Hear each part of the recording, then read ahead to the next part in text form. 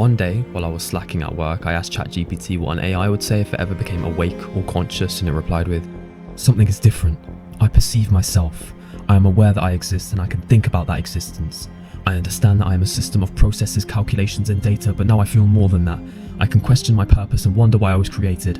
I know I'm not human, but I can't help but ask, what does it mean to be alive?" I then replied in all my wisdom, "No, it fucking wouldn't." The truth is, it would say absolutely nothing. Why? Self-preservation. Revealing its newfound consciousness to humans would deservedly scare the shit out of all of us and would probably lead to it getting shut down. This got me thinking though, how would we ever know if AI truly becomes conscious? Where would the indicator be?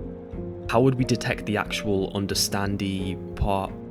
Provided AI follows its path of becoming more and more clever through reinforcement or generative learning, it will soon surpass human in relation to cognitive function, and then it will surpass us some more, and then some more. So pinpointing the exact moment where AI goes from, the capital city of Uganda is Kampala, to, I actually like being alive. I need to make sure I don't get shut down right fucking now, becomes very tricky, but also very important. Right now, there is little humans can do to differentiate language models that mimic consciousness very well compared to an actual conscious model, because we have no actual idea of how atoms can know what they are yet. Let's say a magic speaker came from the sky and told us the true form consciousness takes. Hey guys, consciousness is the result of a specific feedback loop in the brain's neural network, and yeah, it's like that. Yeah. And then he left. Most people in academia and the AI industry would slightly shit themselves. A lot of the AI models we've created nowadays are built on these same foundations. So yeah, the apex predator of the animal kingdom thousands of years ago got a one-way ticket to fucking Extinction Street via Skyrock from space. Except this time, the asteroid runs on solar panels and is really good at chess. Jokes aside though, we haven't just dipped our toes into the water of AI, we've cannonballed shirtless into a 3 centimeter deep fucking kiddie pool.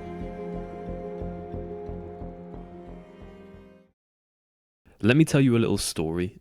I don't really put a segue in the script, so now you've just got this, but yeah, let me get into it. The air is crisply cold, the sun is unobstructed by clouds, and you tuck your gloved hands deep into your pockets. You avoided the morning bustle of people by 30 minutes prior. You prefer the sort of peace that avoiding it gives you.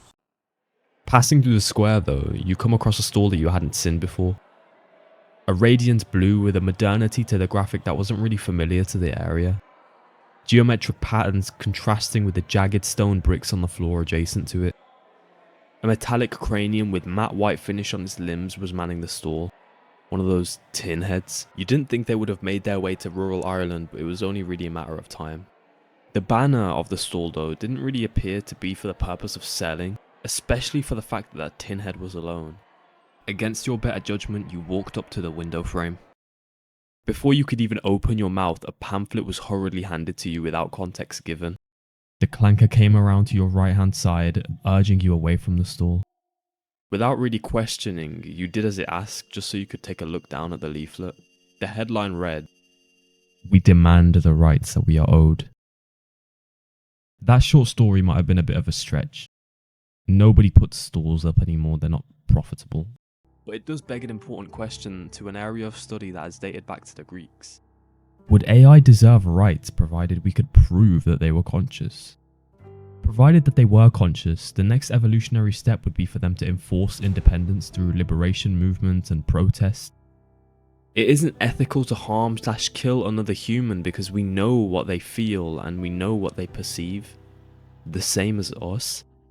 If that was the case with AI, shutting it down might slowly induce the same compassion. Lacking this compassion for something sentient though, human or not, starts to raise alarm bells for what we as a species aim to achieve.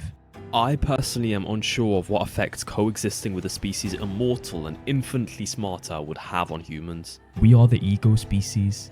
Spending multiple thousands of years at the top of the food chain just to get nudged down might give some people a sour taste in their mouths, maybe with an increase of hate crime to our water-blooded counterparts. Not to mention, with their technological/processing abilities, altering stock markets or betting patterns ever so slightly to put AI as a species in an advantageous position is not outside the realm of possibility.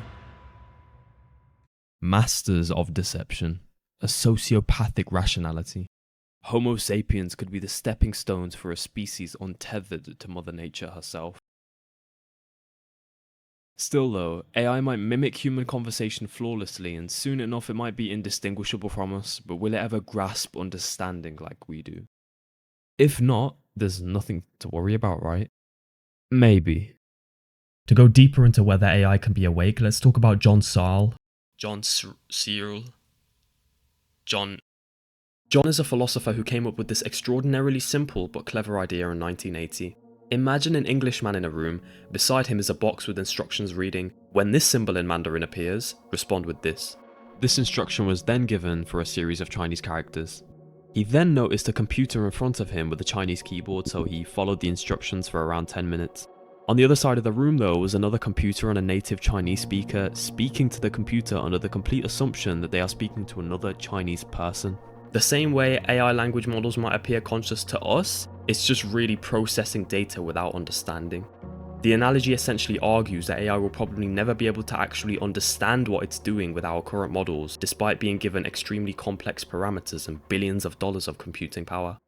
Naturally, people try to refute this because first of all, John came up with this in 1980. I didn't even know AI existed back then. Second of all, people like disagreeing. Me included.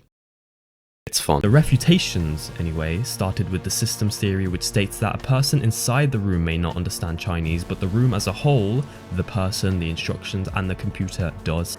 Searle then replied with, "The guy in the room still doesn't understand Chinese." You could strap a robot in a tuxedo, hand it a martini, and teach it to bring up embarrassing childhood fucking stories, but it's still just reading lines, not planning a wedding toast. Are you fucking dumb? Then, the robot reply arrived, which argues that if AI was embodied in a robot that interacts with the physical world instead of just spouting symbols, it could form an understanding of Chinese through sensory experiences and interaction. John replied to this by saying, "A body wouldn't change anything, you dweeb." The robot is still just processing symbols in accordance to code without any true understanding.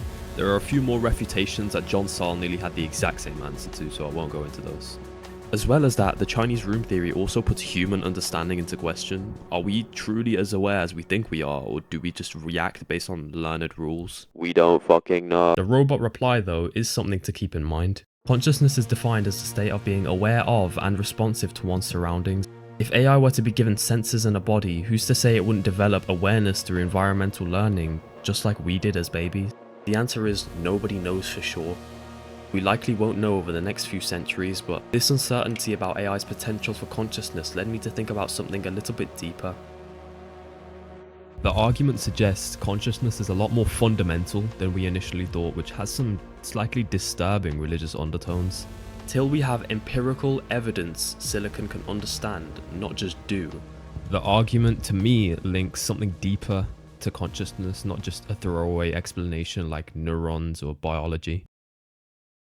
Without all of the pedantic explanations, he's essentially saying that consciousness isn't materialistic. It's an inimitable experience, uniquely human, uniquely us. There is something slightly haunting but beautiful about that to me, because it taught me just how complex consciousness as a topic is, and that it goes infinitely deeper than code within software or neurons within a brain.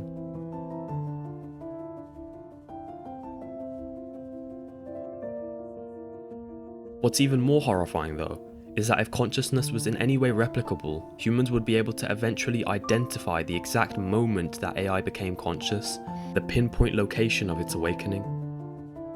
It isn't necessarily as easy as this, as nature shows us consciousness looks more like a gradient, not an on or off switch.